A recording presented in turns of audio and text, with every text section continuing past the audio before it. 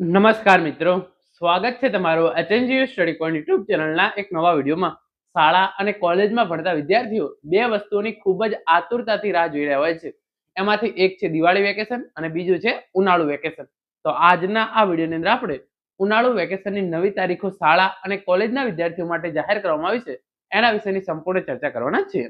આજના આ વિડીયોની અંદર આપણે જોઈશું કે શાળાના વિદ્યાર્થીઓ માટે ઉનાળુ વેકેશન કઈ તારીખથી શરૂ થશે અને કઈ તારીખે પૂરું થશે।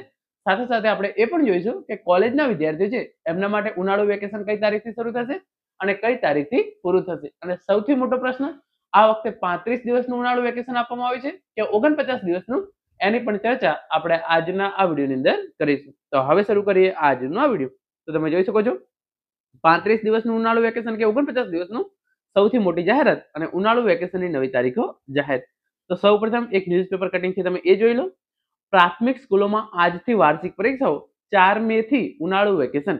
તો જે પ્રાથમિક શાળાઓ છે એની અંદર જે છે આજથી વાર્ષિક પરીક્ષાઓ શરૂ થઈ છે અને 4 મે થી ઉનાળુ વેકેશન શરૂ થશે। તો શાળાના વિદ્યાર્થીઓ માટે 4/5/2026 થી તમારું ઉનાળુ વેકેશન છે એ શરૂ થશે।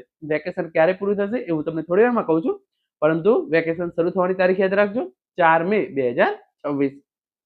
22 મે સુધી પરીક્ષા ચાલશે। સરકારી સ્કૂલોમાં કોમન પ્રશ્નપત્ર અને કોમન ટાઈમ ટેબલ મુજબ પરીક્ષા લેવામાં આવશે।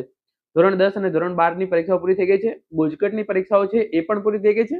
6 એપ્રિલથી રાજ્યમાં પ્રાથમિક સ્કૂલના બાળકોની જે વાર્ષિક પરીક્ષાઓ છે એ શરૂ થઈ રહી છે અને એના પછી માધ્યમિક અને ઉચ્ચતર માધ્યમિક સ્કૂલમાં ધોરણ 9 અને ધોરણ 11 ના વિદ્યાર્થીઓની વાર્ષિક પરીક્ષાઓ 9 એપ્રિલથી શરૂ થશે। આવતીકાલથી પ્રાથમિક સ્કૂલોની વાર્ષિક પરીક્ષાઓ જે છે એ શરૂ થશે। તો આ પ્રમાણે હવે તમે જોઈ શકો છો તમામ વિદ્યાર્થીઓની પરીક્ષાઓ જે છે એ પૂર્ણ થવાના આરે છે। એટલે કે ધોરણ 10 અને ધોરણ 12 બોર્ડની પરીક્ષાઓ ઓલરેડી પતી ગઈ છે। ગુજકેટની પરીક્ષાઓ પતી ગઈ છે। જે પ્રાથમિક શાળાઓની વાર્ષિક પરીક્ષાઓ છે એ હવે શરૂ થશે। 9 એપ્રિલથી ધોરણ 9 અને 11 ના વિદ્યાર્થીઓની પરીક્ષા છે એ પણ શરૂ થવાની છે। તો આ તમામ પરીક્ષાઓ પતી જાય એના પછી 22 મી સુધી વાર્ષિક પરીક્ષાઓ ચાલ્યા કરશે। આમ તો 23 મી થી જ વેકેશન પડી જશે, પરંતુ સરકારના કેલેન્ડર મુજબ ઓફિશિયલ વેકેશન છે એ 4 મે થી શરૂ થશે અને 7મી મે સુધી તમારું ઉનાળુ વેકેશન રહેશે, જે 35 દિવસનું રહેશે। એટલે કે આમ તો 23 એપ્રિલથી તમારા માટે વેકેશન સમાન હશે, પરંતુ ઓફિશિયલ રીતે જોવા જઈએ તો 4 મે થી ઉનાળુ વેકેશન શરૂ થશે અને 7 જૂન સુધી જે 35 દિવસનું ઉનાળુ વેકેશન છે એ શાળાના વિદ્યાર્થીઓને આપવામાં આવશે।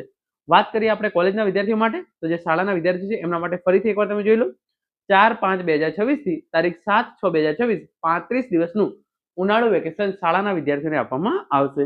વાત કરીએ આપણે કોલેજના વિદ્યાર્થીઓ માટે, તો તમે કોલેજના વિદ્યાર્થીઓ માટે અહીંયા જોઈ શકો છો 27/4/2026 થી 14/6/2026 49 દિવસનું ઉનાળુ વેકેશન આપવામાં આવશે।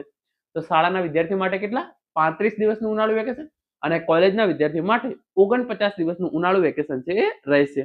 27/4/2026 થી તારીખ 14/6/2026 દરમિયાન કોલેજના વિદ્યાર્થીઓ માટે ઉનાળુ વેકેશન રહેશે। તો મિત્રો, આ હતો આજનો વિડીયો, જેની અંદર આપણે ઉનાળુ વેકેશનની નવી તારીખો વિશે સંપૂર્ણ ચર્ચા કરી છે। આશા રાખું છું આજનો આ વિડીયો તમને ઉપયોગી થશે। Thank you so much for watching.